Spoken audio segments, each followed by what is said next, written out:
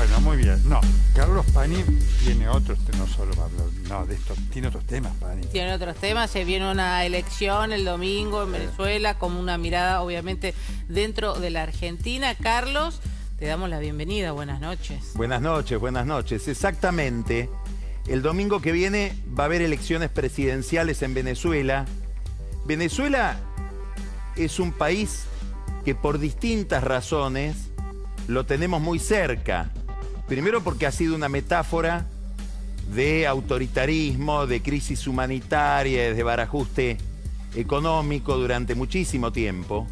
Pero además lo tenemos muy cerca porque todos somos testigos de la abnegación, del sacrificio, de la mortificación de muchos venezolanos que viven entre nosotros porque tuvieron que dejar su patria, corridos no solamente en muchos casos por problemas ideológicos, sino porque no se podía vivir ya ahí.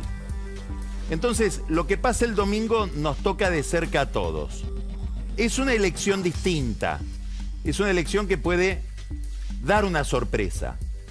Las encuestas más serias dicen que la oposición, que está encarnada en este momento en Edmundo González Urrutia, es el candidato de la principal oposición donde convergieron distintos partidos, esa oposición tiene ese candidato 20 puntos por encima de Nicolás Maduro, que va una vez más a la reelección.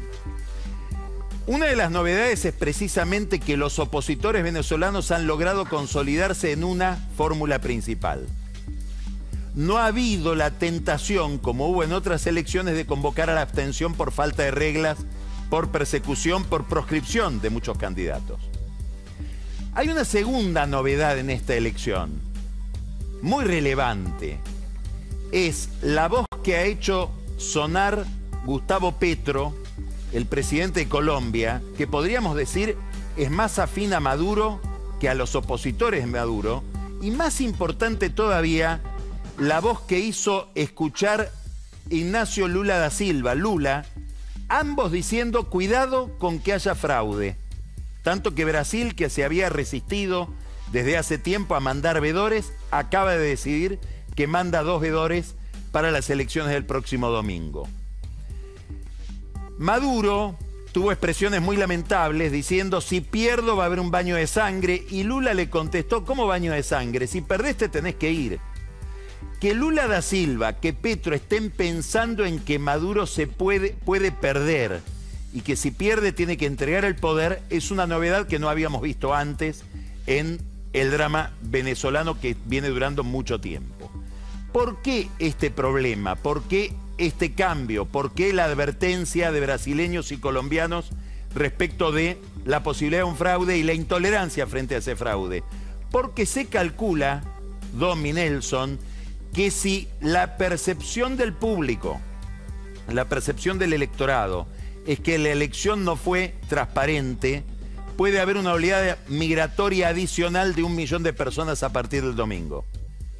Es decir, esta es una elección que muchos ven como la última posibilidad de soportar un régimen muy corrupto, muy autoritario, muy sanguinario. Un régimen que ha tenido impugnaciones. Hay una investigación abierta por crímenes de lesa humanidad contra los principales cabecillas venezolanos en la Corte Internacional de La Haya, y hay también pedidos de captura en Estados Unidos. Y acá abrimos otro problema, un problema muy complejo. Es, si no se le dan alguna garantía, voy a usar una palabra fea, alguna garantía de impunidad, vamos a decirlo de manera más elegante, si no se abre en Venezuela lo que se conoce como justicia transicional, una justicia que sanciona pero no tanto, Maduro va a tener muy pocos estímulos a dejar el poder. Entonces ya aparecen voces en Estados Unidos, por ejemplo la de Elliot Abrams, que fue el delegado de Trump, no de los demócratas, para tratar con los venezolanos, diciendo acá tiene que haber una amnistía. Y una amnistía para que entreguen el poder. Se abre si es que Maduro admite una derrota el domingo que viene, una negociación compleja. ¿Saben por dónde empieza esa negociación? También es feo esto. Por los testaferros. A ver cuánta plata de la plata robada se pueden llegar a quedar las familias de esos jerarcas. La otra negociación va a ser por el poder militar. En Venezuela hay fuerzas armadas bolivarianas, es decir, no son las fuerzas armadas del Estado, son las fuerzas armadas del partido. ¿Quién las va a desarmar? ¿Cómo sigue la película con el chavismo? Porque el chavismo va a tener el control del Congreso aunque gane González Urrutia. Como vemos, una elección muy compleja, pero que tiene un significado geopolítico global. ¿Por qué? Porque Venezuela es China, mejor dicho, porque el chavismo es China, porque el chavismo es Rusia, porque el chavismo es Irán. Es decir, estamos hablando de una elección que puede cambiar la participación o puede borrar la plataforma de poder que han tenido potencias que están enfrentadas a Estados Unidos, que están enfrentadas a la democracia a nivel universal.